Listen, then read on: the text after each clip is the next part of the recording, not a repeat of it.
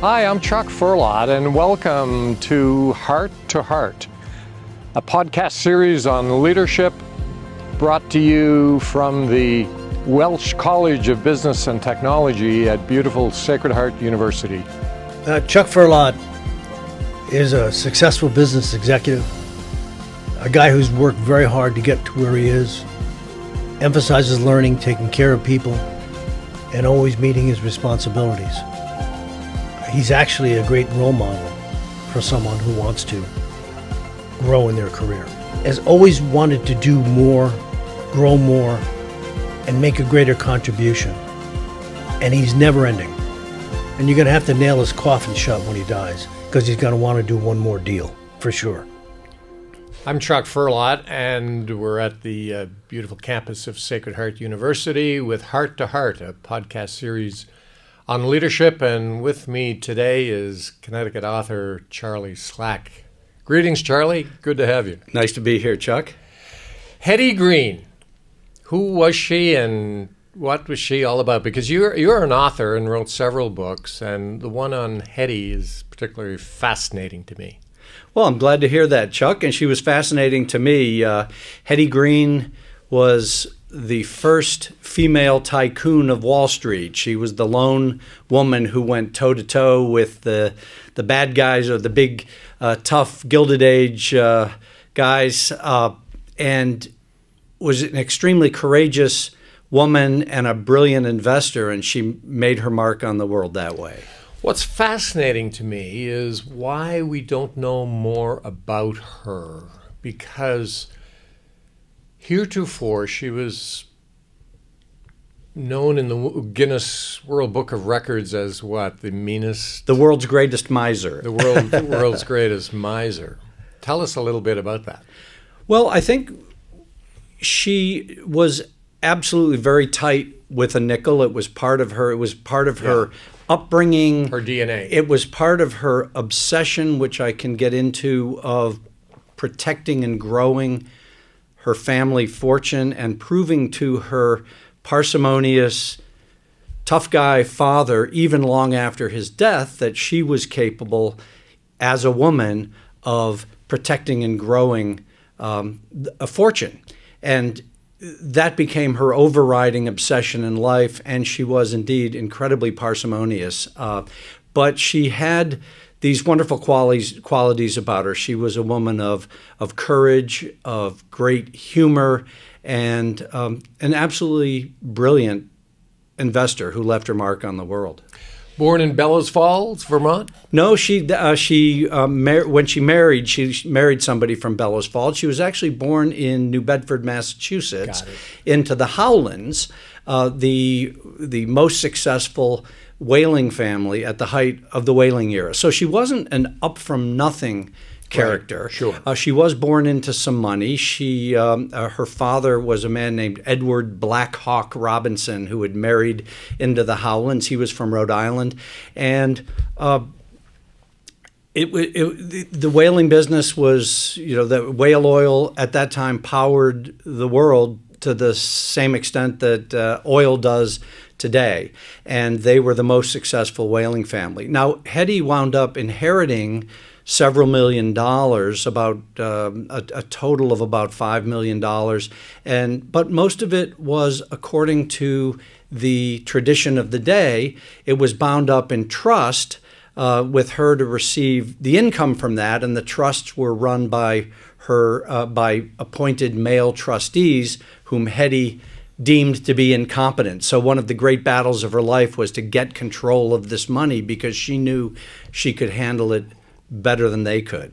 And she died what year? She died in 1916. Correct. And she left $100 million? She left a fortune estimated at $100 million, or about $3 billion today. Amazing. Absolutely amazing. In an era, if you imagine New York City, turn of the century, 1900, this lone female dressed from head to toe in black, carrying a satchel with millions of dollars of bonds. Yeah, well, there was a great story. A bank president saw her getting off public transportation, and she was carrying a black bag that had a couple of $100,000 in bonds, apparently, at least the way he told it. And he came out to her and he said, Mrs. Green, you really should be taking a private carriage. And she looked at him sternly and said, maybe you can afford a private carriage. I cannot. I believe I read as well that was it 1906, the financial crisis, she was in the room with J.P. Morgan. Yes, this was really interesting. It was during the Knickerbocker financial crisis. And J.P. Morgan assembled the financial luminaries of the day to his home on 36th Street to hammer out what would become the plans for the Federal Reserve. And there was one woman present. The newspapers the reporters were outside and breathlessly reporting on the comings and goings. And there was one woman. She was wearing a long black dress and a black veil, so it was impossible to say for sure who that woman was, but as the reporters said with fair certainty, there was only one person that could have been Hetty Green. Incredible. And after her death, did she gain notoriety, or how did you come upon her? Well, it's a great question why she is not remembered more to this day. And I think one of the things that the Gilded Age Titans did was they transformed themselves from robber barons, if you will, into philanthropists by building universities with their names and parks and libraries. Hetty was never a great believer in philanthropy. There were reports that she gave money but didn't want to be known for it because she didn't want to be hounded. But she believed in lending money to people, but she didn't believe in giving away lots of money. That was part of her obsession to build and grow the family fortune. But the end result was she doesn't have a whole lot of buildings with her name that keep her name alive the way, say, Frick and Carnegie and some of Rockefeller and others do. In fact, the only building that bears her name is Green Hall at Wellesley College in Massachusetts, and that the money for that was given by her son years after her death, and I'm sure if she knew about it, she wouldn't have been pleased. Of course. Interesting. And did her progeny get rid of the loot? I sort of end the book by saying she'd set out to play a man's game and she played it brilliantly and well. Maybe she played it a bit too well, because what happened was she had two children, a son, Ned, and a daughter, Sylvia, and she discouraged either one of them from getting married young. She was afraid of somebody marrying into the family. An interloper laying claim to the fortune, with the result that both of them married late in life and neither one had children. So when Ned died first, when Hetty died, the fortune was split equally between the two kids. When Ned, the son, died first, he left his fortune. He left a little bit to his wife, but most of it went to his sister Sylvia.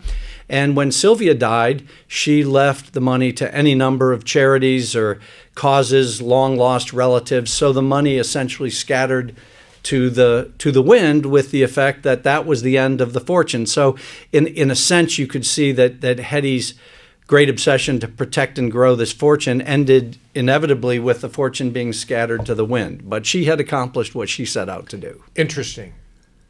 I would submit that in this day and age, she has an incredible amount to offer in terms of learning, especially as we see more and more of women in investing and the great wealth transfer that's on its way, with trillions being transferred from men to women and the like, as women gain more and more prominence in the corporate world and executive leadership and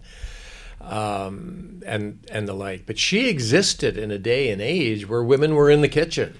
Absolutely, period. Yes. And so she must have stuck out like a sore thumb. She did, and she was, while she's not as well remembered today, in her own time, she was perhaps the most famous woman in America. She was followed around by reporters. They would trail her through Lower Manhattan. They would follow her back. She owned property in Manhattan, Fifth Avenue, and elsewhere. She certainly could have lived in a mansion rivaling any of the great titans. She chose to live in very modest apartments in Brooklyn or Hoboken, New Jersey, partly because she didn't want the tax collectors to be able to prove where she lived, but also she didn't believe in spending money on extravagances. So reporters would wait outside the building where she lived in Hoboken, and if she felt like talking to them, she would go out the front door, and if she didn't, she'd go out back and leave by the alley. I sort of call her the first queen of the soundbite. She had a tremendous, sharp sense of humor, and if she was in the mood, she could spin off the great quips that wound up in the newspapers the next day. Do you have an example of one, top of head? Well, there was one time when she threatened to leave Hoboken because they were charging her $2 for a dog license. She had a beloved dog named Dewey, and she thought that was an outrageous, extravagant charge. And so she was going to leave the city. She was going to leave the city and move someplace else. But finally she relented and paid it, and a reporter asked her about it. She hated lawyers, by the way, I should say. She was tied up in lawsuit after lawsuit throughout her life, so she had a special disregard for lawyers. Apologies to any lawyers out there. But so when a reporter asked her about this $2 dog license, she said, well, it's a lot to pay, but a dog's worth more than a lawyer anyhow. Barks louder and don't charge near as much.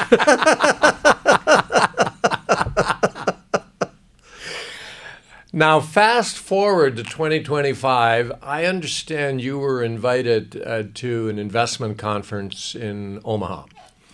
And every year, this conference precedes the Berkshire Hathaway AGM. Is that correct? Yes. Yeah. And you gave your talk on Hetty. I did. This was an invitation that came out of the blue for me. I think Hetty, in the last several years, I believe that she's kind of, her time is coming in terms of recognition of her genius and her financial skills. One of the premises of the book is that women, men, there were no shortage of characters among the men of the Gilded Age, but they tended to get judged first and foremost by what their business views were and their decisive business actions, and then later, what kind of a character they were. Hetty, because she was a woman, I think was judged first as what kind of a lady is she. And so that was what consumed everybody. And then as an asterisk or an afterthought, what kind of a business manager and a business genius as an investor was she. But I think in recent years, that tide has turned a little bit, and there have been a bunch of articles. I was interviewed by Fortune magazine a year or two ago by a writer calling her sort of the first value investor. Yes. And value investing, Charlie, is really the epistle according to Warren Buffett. Exactly. Correct? Exactly. And the idea, behind value investing is that you're not speculating, you're not worried about which way the market is going tomorrow, or you're not trying to predict market swings. What you're trying to do is find great companies that you believe in, that you understand, and you're trying to buy them at an attractive price with the belief that they will grow in value. And that has been sort of the underpinning of Warren Buffett's philosophy and his fantastic fortune. And so it takes great patience and impulse control. It does, yes. Right? Yes. And so I was invited out to speak, and it was surprising to me because the other speakers at this conference were all value fund managers and terrifically successful investors. But Warren Buffett has an interest in Hetty Green. He's fascinated by her as a character, as I learned, and as I began to really prepare my talk, I thought about a lot of the ways that Hetty Green's approach to investing in finance did track very, very closely with the best of value investing. Interesting, fascinating. And there's anecdotal information that Warren Buffett is indeed interested in the story of Hetty Green. So yes. He may have, in fact, read your book. Let's hope. Tell us a little bit about where you see the Hetty Green story going and its implications for today. A little more on that. I'd like to unpack that a little bit. Yeah, so I think that some of the things that she believed in that have great applicability today and in any age, she was not a speculator. She was an investor, and there's a big difference. A lot of people get caught up in the markets trying to guess what other people. Speculation seems to me to be mostly about what other people think. Right. It's like, what are people going to do? Which way the market's going to go? Should I get in before it's too late? Should I sell because things are going down? That's a trap. Yeah. Well, it is, and it's why the market can have a great day or a bad day because somebody yells fire and everybody runs for the door, the exit, right? Exactly. So Hetty adhered to the simplest to say and hardest to follow rule of investing, which is she bought low, she sold high, and she never panicked during a panic. She invested. She didn't speculate. She invested in things she believed in. She invested in the blue chip railroad. She invested in real estate, in mines, things that she believed had substantial value. And she had patience. And she had a lot of cash. Here's another parallel with Warren Buffett. He keeps getting, the Wall Street Journal will report on Warren Buffett hoarding cash. Why is he doing that? And he says, I only swing at pitches I like. So he can pounce. And then he is ready to go. And so Hetty put her cash to work lending money when she wasn't investing it. And she, if you go back to get a sense of the influence she had back during that period, the turn of the late 19th, early 20th century, Hetty Green's interest rates were reported sort of the way the Fed interest rates are reported today. The newspapers would say Hetty Green sets interest rates at 3.5%, and that would be a headline in the financial pages. She lent money to individuals if they had proper collateral, and if they defaulted, she would pick up a piece of real estate or whatever. She also loaned money to municipalities and cities. On more than one occasion, she lent money to New York City, a couple $1 million here or there, so they could keep paying their employers and employees. And interestingly, she didn't gouge. You know, she had this reputation for being this mean woman and uncompromising, but she didn't. You didn't want to get on her bad side, but she didn't gouge. She charged a fair interest rate when lending money to New York City. She loaned the money that led the way to the first water system in Tucson, Arizona. She believed in putting her money to work. She didn't gouge, as I say, but if you couldn't pay back, then she was unrelenting, whether you were a municipality or a church or a private individual. How did you first come upon Hetty? It's a great question, and I came upon Hetty because in our family we have a silver tray and porringer. And the family legend, an heirloom of sorts. Yes, and the family legend is that it was given to one of our ancestors by this woman, Hetty Green. And so, which seems counterintuitive for her to give, an expensive gift. But my grandfather has a little bit of documentation. It's kind of hard to follow that right to the end. But I was looking for a book idea, and my mother said, I have a book idea for you. So I very patiently said, well, I will listen to my mother's idea and let her down gently. And she told me, she said, this woman is fascinating and you should look into her. And so all I knew was the Guinness Book of World Records, World's Greatest Miser. As I started to look into her life, she became more and more fascinating. Her background, the history of the whaling industry, her family, her behavior. She was endlessly compelling to me. And every time she did something truly awful, and she'd start to lose me, and I'd come across some kind gesture she did or some wonderful humorous incident, and she'd bring me back. And then every time I started to like her too much, she'd do something awful. So she kept me interested throughout, and that's what I tried to capture in the book. But most of all, I think it's the idea of that she was much more than this one-dimensional miser. You know, people assumed that she was miserable. That was sort of the stock in her own time. One journalist called her a bankrupt in desire. She has all the money in the world, but lives in this horrible fashion. She must be miserable. Everybody assumed she was miserable because she didn't do what they would do. She was eccentric. Yes. Well, she didn't do what they would do with their money or what they think they would do. And we all know that the track record of trying to buy happiness with money. But she lived according to her own rules, which was probably her principal crime in that day. But I believe she was happy.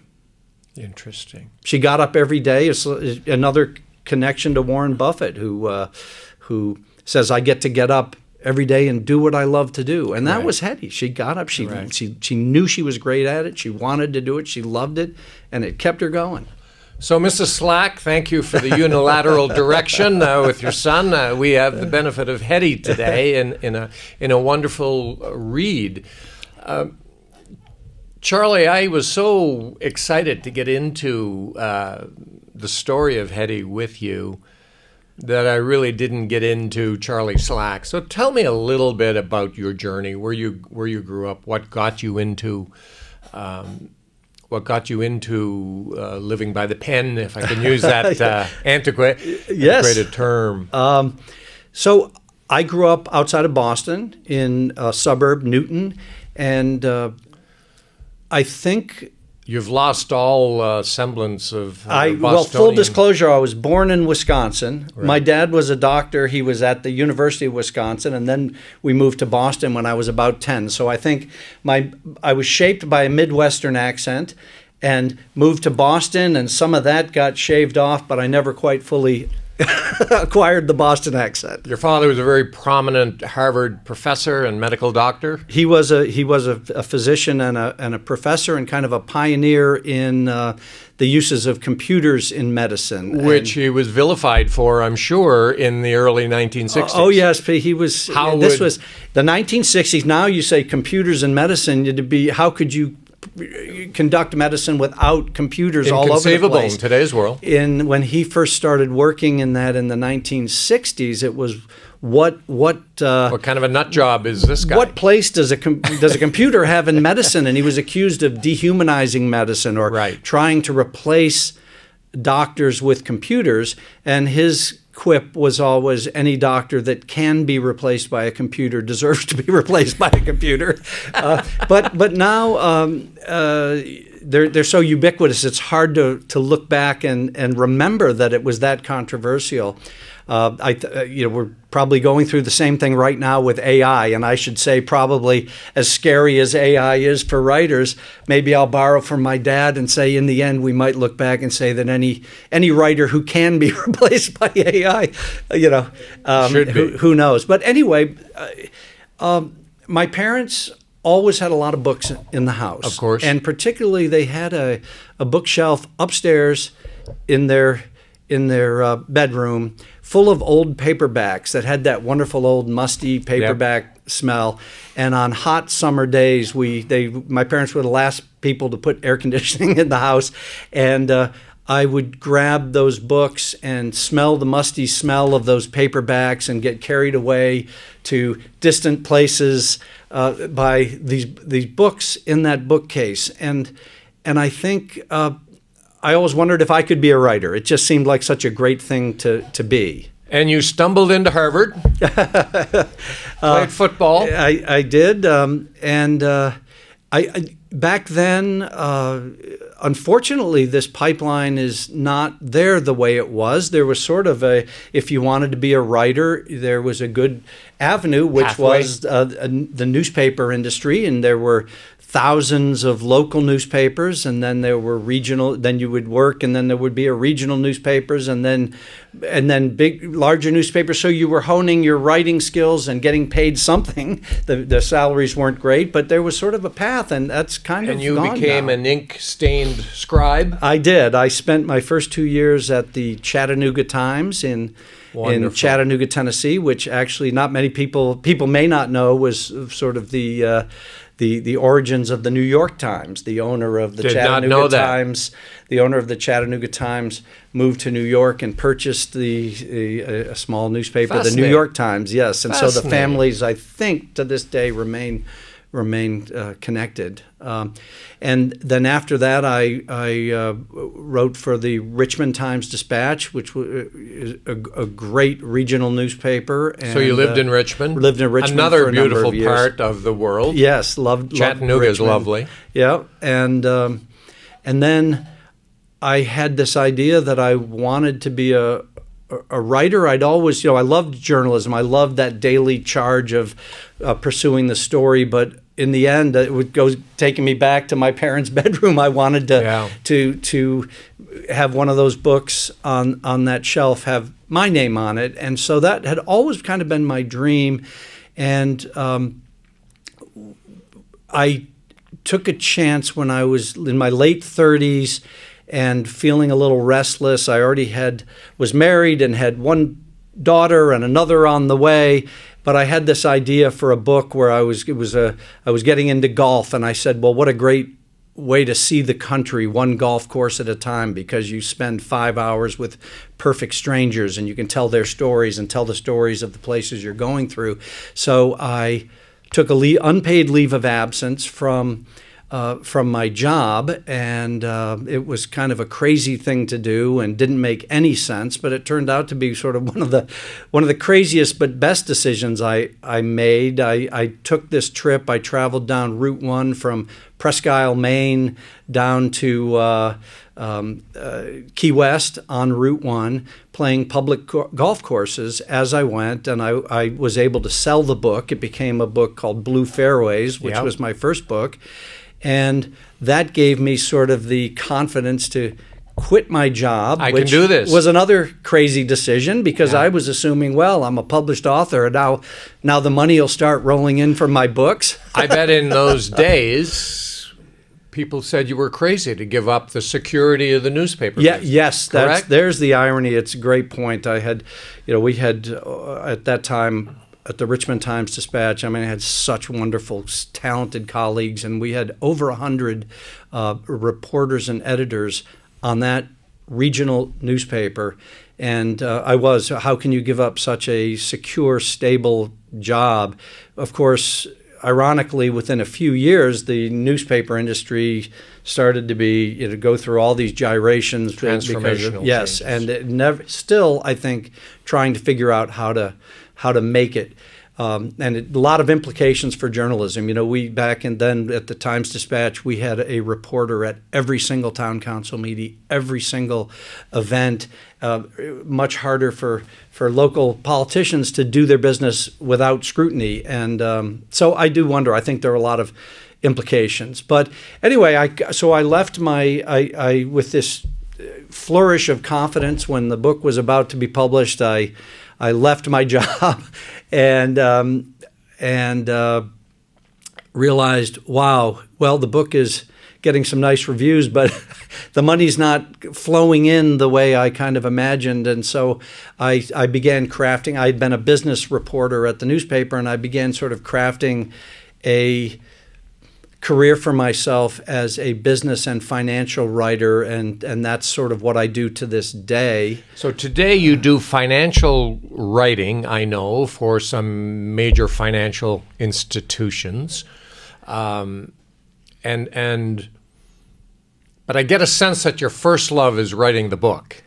Well, I think so. Yes, I love what I do. I love my colleagues. I'm grateful for the work, and I work hard at it. I know that. But yes, I mean, at the end of the day, it's no secret those books, which are the least financially rewarding, unless you happen to strike it rich, those are the things that feed the soul. You get endorsed by Oprah. Exactly. So but every freelance writer I know works it a little bit differently. You know, you're sort of like putting together a puzzle. Charles Goodyear was another. Charles Goodyear, that was a wonderful Connecticut inventor who I stumbled across in an encyclopedia of American biographies, and I came across the name Charles Goodyear and assumed, like most people, that he started the tire company and died rich and fat and happy in Akron, Ohio or something. And as I read this little blurb about him, it turned out that it was an entirely different story. He was a starving investor who sacrificed everything, who sold his children's school books to buy money to do his research. He was obsessed with this idea of finding a way to vulcanize rubber, to make it sort of impervious to heat or cold. And he wound up changing the world through this invention. Incredible. But at tremendous cost to himself. And so when I read that, I said, well, there's a character. And I began to sort of, as with Hetty, I just sort of followed. And as I pursued, his story became more and more interesting to me. And that became my second book. By tremendous cost to himself, you mean? Well, in every way, he was poor. He was a terrible businessman. Even after he patented the invention in the United States and should have become very wealthy. He bit was like just, Edison, perhaps. Yes. I mean,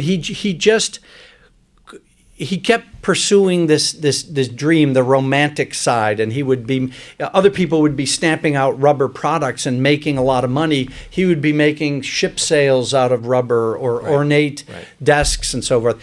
But he saw this quest. Now, rubber as a substance, natural rubber, it had become it had taken over in the early 19th century as sort of a miracle substance because it was pliable and watertight and had these qualities. And people started investing money into it. And it turned out it had this fatal flaw, which is that when rubber gets hot, it starts to turn into goo, and when it gets too cold, it turns brittle. So products, life preservers, and all kinds of things So he had to find the fail. chemistry. So he became obsessed with finding some kind of chemical treatment that would leave rubber pliable, watertight, all those qualities you want, but also make it relatively impervious to heat and cold. So that became this quest, and it took him decades. And his family was starving, and long after people had said to him, everybody was saying to him, rubber is finished, you're crazy to be following this, why are you doing this? He kept at it, and ultimately he did unlock this process, and then he took more years to perfect it because he tried to reproduce it. It had happened by accident, and he tried to reproduce it, and ultimately he came up with the solution. But then, of course, he got there was a competitor in England who kind of took the Goodyear had sent some samples over to England, and this scientist unlocked the invention and beat him to the punch at the patent office in England, which was the big one. So he had just misfortune after misfortune, but he was on this sort of quasi-religious quest, so I think he would have felt that it was all worth it. Similar to Hetty in some ways. I found the characters kind of similar. Charlie, one of your great productions, I believe, and there have been many, is Liberty's First Crisis. The suppression of free speech goes back to the founding fathers and the John Adams presidency. And it has such implications for today, with both sides of the aisle accusing the other of that. And tell me a little bit about that. How Liberty's First Crisis has meaning today. Well, thank you for asking about that. Liberty's First Crisis is a book I wrote several years ago. It's about the Sedition Act of 1798, when 7 years after writing what I believe is the most beautiful government document in the world. Certainly the most beautiful one that I've ever read, the Bill of Rights, which is so unique among government documents that the history of government is hand us over your rights and we'll make life beautiful for you. And the Bill of Rights was written by? The Bill of Rights, well, it was written by the founders but the central idea of the Bill of Rights is these are the ways the government can't interfere with your life. And what a revolutionary concept. Here is how you have the right to your individual life, and here's how we can't mess with you, is how I would sum up the Bill of Rights. So prescient, because those times were primitive by today's standards. Yes. Well, a lot of people said, why do we need a Bill of Rights? Because if the powers granted to the government aren't enumerated in the Constitution, then the government won't be able to do it. So we don't need a Bill of Rights, and that seems a little naive in retrospect. And of course, the Bill of Rights to this day continues to be sort of the pillar of our freedoms. Every case gets tested against that. But I had always, I guess, so 7 years after the Bill of Rights was passed, by now it wasn't the British authorities who were in control and you needed to protest against. Now it was the Americans themselves, including the founders, John Adams and others, who had been so vociferously for free speech and who now said, we don't like being criticized. This is not good. These people, they were being treated mercilessly in the press, and they didn't like it. And so they passed this Sedition Act of 1798, which essentially made it a crime to criticize the government and to criticize government officials. So it became the first great test of whether we were going to live up to the First Amendment, which I mentioned the Bill of Rights, and obviously the First Amendment addresses free speech. I think they're all important, but I think to me that's the most important one. And it was the first great test of whether we were going to live up to this ideal or whether we were going to cave and the Bill of Rights would be meaningless.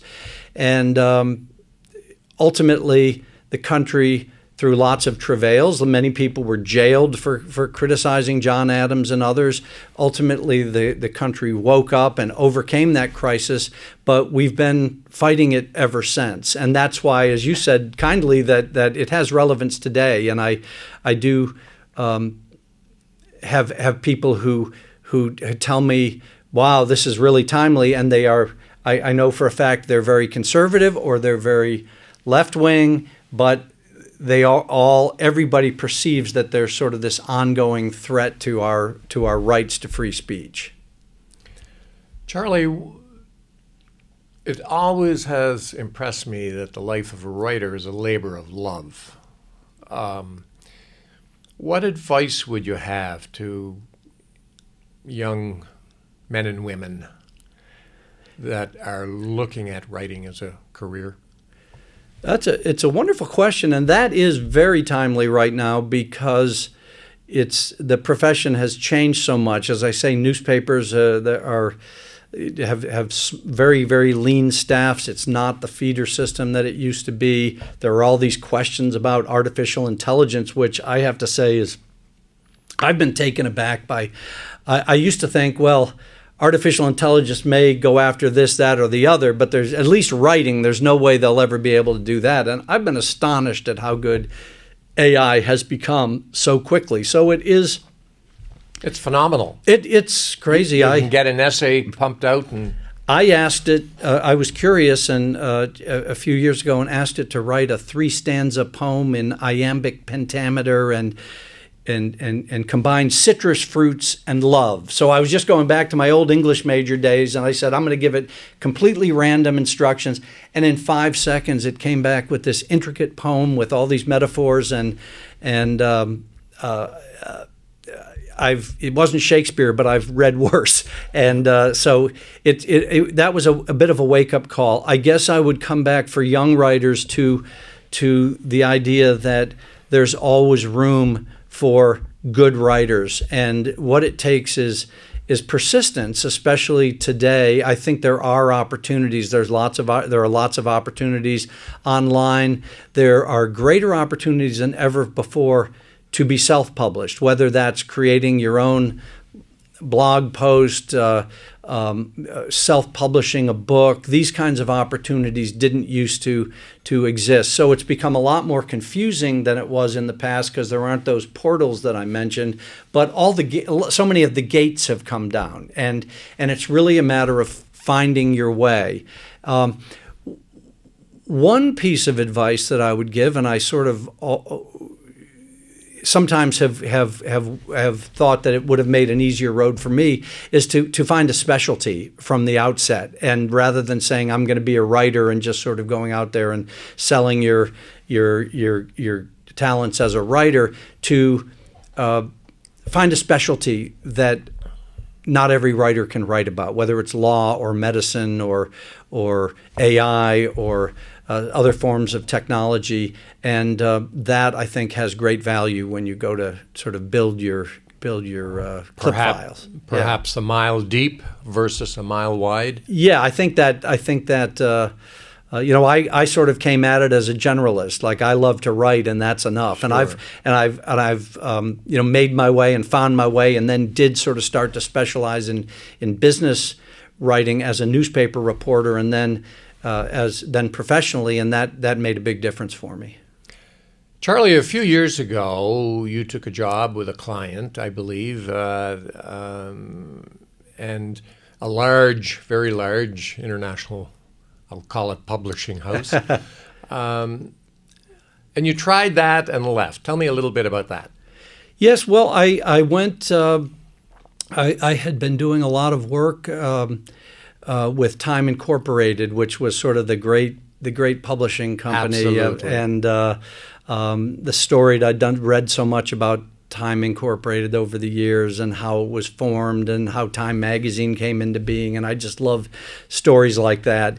And so I had been doing, when I set out on my freelance career, I had been doing a lot of work through Time Incorporated. They had a business publishing unit, and so I did more and more work with them, and then ultimately, I think it was about 2013, I was offered the opportunity to come in there and sort of manage some of the financial end of that unit, or a bunch of it, and it was sort of a dream. I've always my whole life been fascinated with that Mad Men era, that sort of getting on the train and taking a train into the big city and coming home at night. I'd always had sort of this romantic dream of that. And so I did that, and I did it for a couple of years. It was a wonderful experience. The people I worked with were great. In the end, I was commuting 2 hours each way, and then Time Inc. was in a transition period. They were going to be moving down to Brooklyn, which made it impossible for me. And I found myself kind of longing for this freelance business that I had built, and can be the allure of managing your own time, or having control over your own time, can be a little bit illusory, because you wind up having a lot of masters if you're fortunate to have a lot of clients. But I found myself really longing for the pace and that freelance career, and so I left after a couple of years and returned, and so I've been doing my freelancing again ever since. So as we talked about sort of the digitization of the free world, of all the world, free and other, and how that impacted business and commerce and everyday life, it was always fascinating to me how Time Inc., one of the global institutions of the world, if you will, in terms of name recognition, just kind of quietly disappeared overnight. Did they not? Well, it unfolded over the period of a bunch of years, and there's a lot of sort of finger pointing back and forth. I think about sort of who and how could have gotten ahead of the curve more on the digital revolution, and that could be. I mean, those iconic brand names are still around. The Sports Illustrated, Time, Fortune. I mean, hugely influential. I don't know. It's a great question. It would be an interesting thing to write about. But the idea of whether it was because of a mistake, or did that sort of was Sure. Time perfectly suited to produce these magnificent magazines that all the world waited for at their mailbox or went to the newsstand to buy, and they nailed that. But then this online environment was such a completely different beast, and you had this big Midtown Manhattan building, which is now, I think, mostly financial companies in it. And you had this big infrastructure. You had huge number of employees with well paid. I mean, if you got in the gates at Time Inc. during the golden era, you had to be really good, but they really treated you well. And I'm not sure that in this sort of nimble, all over the place online environment, that business model could have held. I don't know. It's a good question. Sure. But no question, they changed the world. But but it's sort of the story. Look at what's happening with network television and all these great institutions that have difficulty sometimes adjusting to new realities. What's the song? They come into fashion and go out of style, right? Yeah. Charlie, as we wrap up our podcast and this interview on leadership, what's your next book? Have you got one in the making? Well, you're probably not going to disclose it if you do. No, I have an idea that has been sort of nagging at me for years and years and years, and I've tried to sell it different ways. It's a great true story. I won't identify it. But it's a great true story of a fraud, that an individual that pretended to be someone he wasn't, but he wound up being so good at it that he built an empire that still has a force in business today. This was back in the 1930s, but the company continues on, and sort of almost a Shakespearean saga to my mind of somebody who built this business, and the legitimate business was so masterfully done that it became less and less possible to keep that big secret of not being who he said he was under wraps, and it all eventually came crashing down. And we'll see. It's always, as we talked about earlier, the revenue generating work and the labors of love. And I do plan to get back on a book, and maybe that'll be it or something else. Charlie, for the benefit of our students at Sacred Heart University on this gorgeous campus, what advice would you give them as they pursue their learning career? Well, first, I would congratulate them for being students at a wonderful business school, and I got into the business world as a writer, not as a business student, but I'm absolutely fascinated with business and entrepreneurship in particular. If I had any advice for what it's worth, I would say don't be afraid to take risks. Don't be afraid to follow up an idea you have, the idea that won't go away. If we all have ideas through the course of the day, and they come up and we say, "Oh, what if?" and then we move on. But some ideas come back, and then they wake you up at night, and then you're having a cup of coffee in the morning and you're thinking about it. Pursue those, and the world will tell you to conform and to get the best job you can, and to at a good pay, and work with a big company, and nothing wrong with those. That's a terrific path. But if you have that itch to do something different, and you have that drive, don't be afraid to take risks, because that's where the really great stuff happens. And better to do that at 18 or 20 than I would think. I think it's probably never too late, but absolutely, when you're young, that's a great point. When you're young and you have sort of a little bit of flexibility, your responsibilities may be a little bit lower. Explore, and don't think don't think that you have to choose something and then that's the be all and end all. Give an idea everything you got, and then don't be afraid to change direction if something else looks better. You're listening to Heart from the beautiful campus of Sacred Heart University.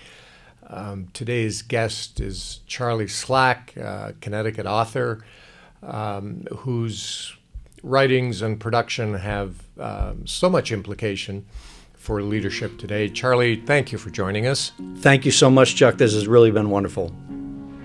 Thanks for joining us. Stay tuned for more conversations on the Heart to Heart podcasts on leadership.